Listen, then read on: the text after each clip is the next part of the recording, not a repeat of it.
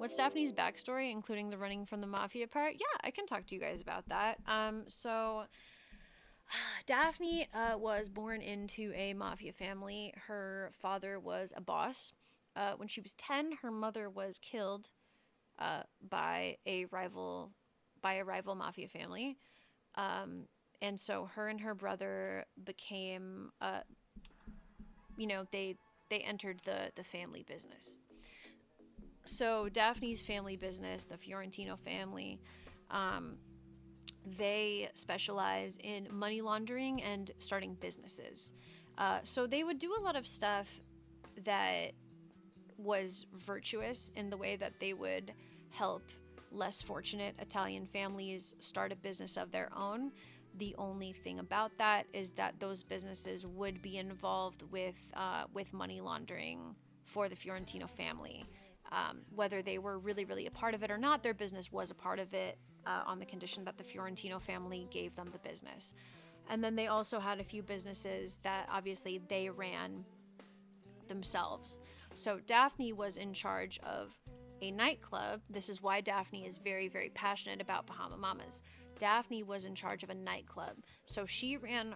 She ended up being promoted to captain, which basically, if you're a mafia captain, you're running a crew. Basically, you've got some people underneath you, and Daphne's crew was based out of her nightclub. So she was doing the things that she's trying to do now: drug regulation, security, vetting, um, money laundering, things like that. She was running those out of her nightclub. This is where she's getting all these ideas from. This is why she's passionate about it, because it's what she's used to, what she's good at, right? Is running a business and being in the music industry and doing all these things as far as the gang side of it. So she was married to a mafia boss of New Jersey named Felix D'Amico. So between Felix being a boss in New Jersey and her being successful in her business and her being successful as a captain, her brother felt threatened by her because he thought that she would take the place of the head of the family when their father passed away. And she was in line. She was actually not in line to be a boss. She was in line to be a consigliere.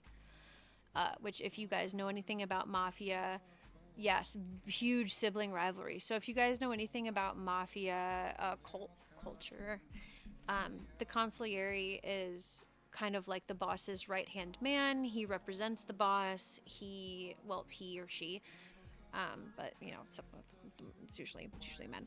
Um, they also do a lot to keep the other members of the family in check, and it's basically just managing everybody. It does a lot of like hearing people out, taking meetings, things like that. So that's what Daphne was in training for, was to be a consigliere.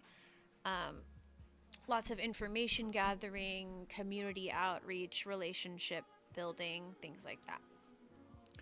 But so Daphne's brother wanted to kill her to ensure that he would be the boss of the family and that she would have no chance of inheriting anything, that it would all be him. So one day, Daphne and her husband and a crew of people, and this is where it gets kind of into like the GTA lore, is like, oh, six people rob a bank, like things like that. So Daphne and her husband and four other men are robbing a bank. She did still do petty crime. So they were robbing a bank, and her brother had sent a crew to assassinate Daphne. When the crew got there, her husband essentially sacrificed himself for Daphne. He ordered he ordered two of the men to escort Daphne out and make sure that she was safe and got away, while him and two of the other men stayed to fight. So Daphne gets dragged, kicking and screaming that she wants to fight too, back into a car, taken away. Like, while she's getting dragged away, she hears the gunfight that kills her husband. Her husband's dead. her husband and those two men died. They lost that fight. It was fucking 3v6. You know what I mean? So after that, it was a big deal because this was obviously an undercover operation that her brother was trying to pull by trying to assassinate members of their family, and that's not an okay thing to do. He also just killed the boss of a New Jersey family, so it turned into this whole war that Daphne was in the middle of, and trying to piece together like her crew, the people in the family that were on Daphne's side versus the people that her brother had turned against her, and also her husband's side of her husband's gang, and the New Jersey families and the Manhattan families. And it was just like this whole thing. And her brother ended up killing their father as well.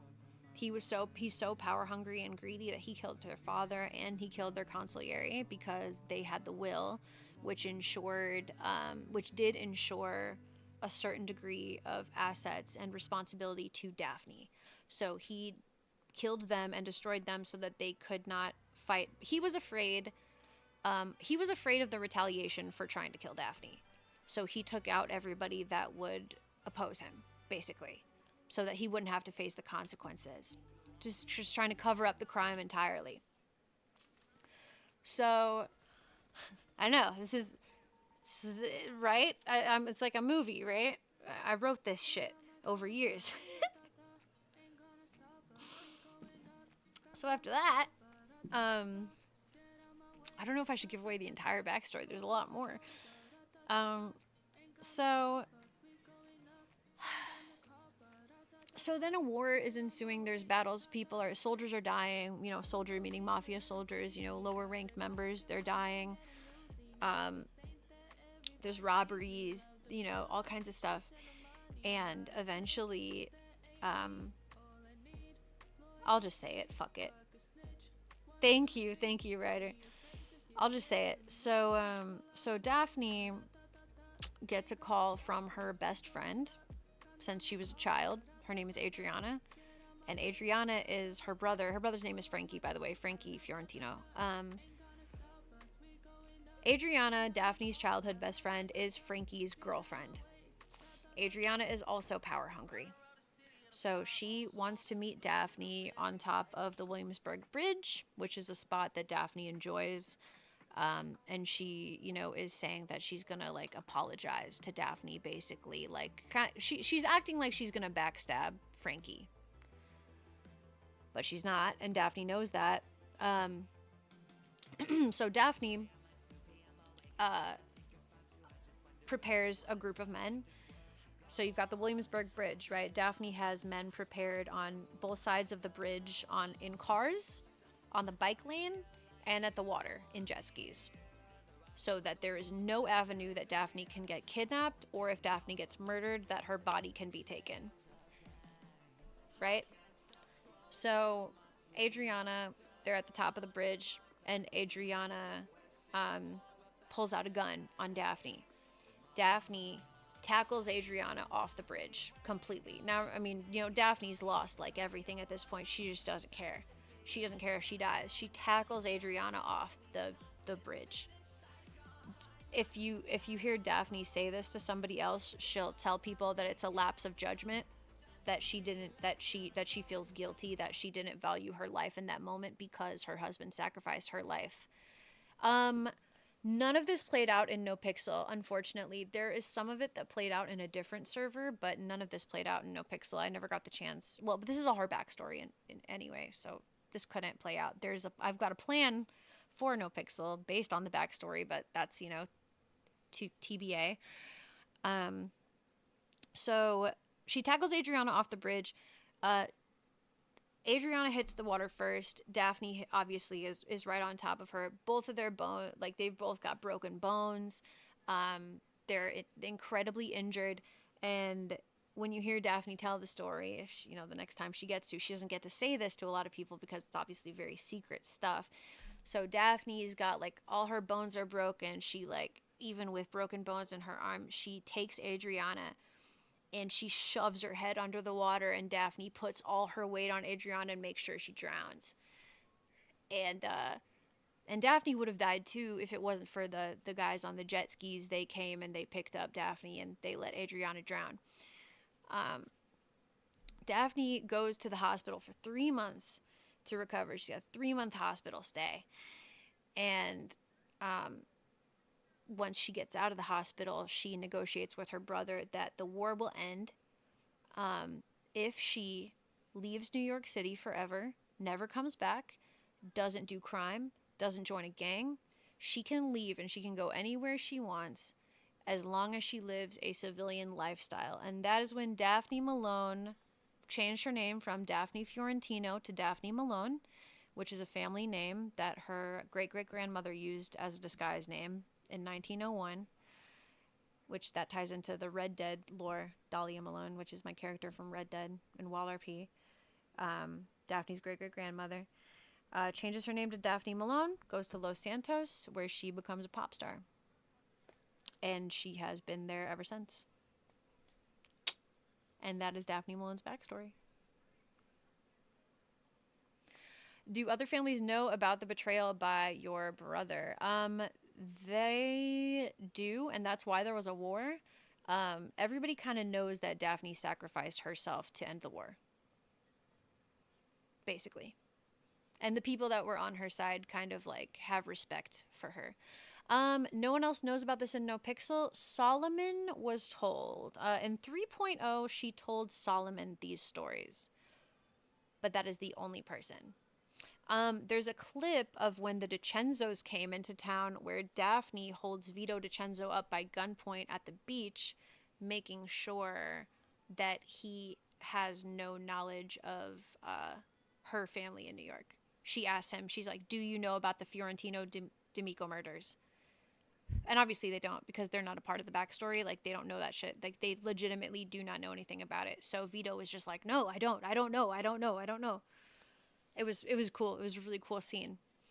And it was a really fun way for me to tie in this other, like, mafia family characters into Daphne's backstory and expose Daphne's backstory a little bit for anyone watching. But yeah, it's a lot. It's a lot of story, man. It's a lot of story. And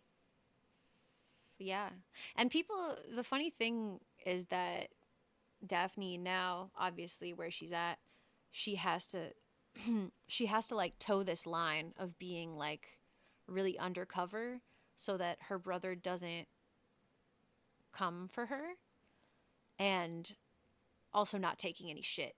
So that's why people are a little confused by Daphne sometimes, because it'll seem like she's really nice, and she is, but like, I don't know, I feel like I try to portray it that you can tell you don't really know like what Daphne's about. You know what I mean? She just has to play that way to survive, to avoid some bullshit. Yeah, exactly. So, I don't know. I have a lot of fun playing with that, how like sometimes it comes out. And like, so her whole like, in literature, well, actually, you know what? This is a literary thing, but I like to compare it to, have you guys ever seen Westworld? In Westworld, you know, they make all the characters, they write all the characters, and every character has a cornerstone, as the creator calls them. And the cornerstone is that thing that the character always comes back to, the thing that drives the character, the thing that the character will never be rid of. It's their cornerstone, it's their reason for existence, and this is what like drives the narrative of all the characters and like intertwines them together, right? So I believe that to write a really good RP character, she's basically on her own without the support of the mafia. Yes, exactly. Ever write D&D campaigns? No, I actually haven't. But I believe that good fictional characters, especially in RP, I write all my characters with a cornerstone. So it's like, when all else fails, and like when you're making decisions and literally deciding what would my character do in this situation, I always fall back on the cornerstone. So Daphne's cornerstone is revenge and redeeming her family, because ever since she left New York, her brother has basically ruined their mafia family. He's like destroyed the businesses. He doesn't know how to run the shit. And so this is once again a family that was made by her great great grandmother 130 years ago. So she feels very strongly about it, and she's basically like, my great great grandma didn't make this family and didn't build it up to what it is just for Frankie to destroy it, and I'm not going to let him. So this is Daphne's cornerstone. The reason that she is power hungry in Los Santos is not for just like money, or not just like for the sake of being power hungry or greedy like a lot of characters are. Um, it's that she wants to be in a place where she is so successful and she has such a backing that when her brother comes back to get her, foreshadowing, when her brother comes back for her, she will have grounds to stand on to fight him and regain the rights to their empire.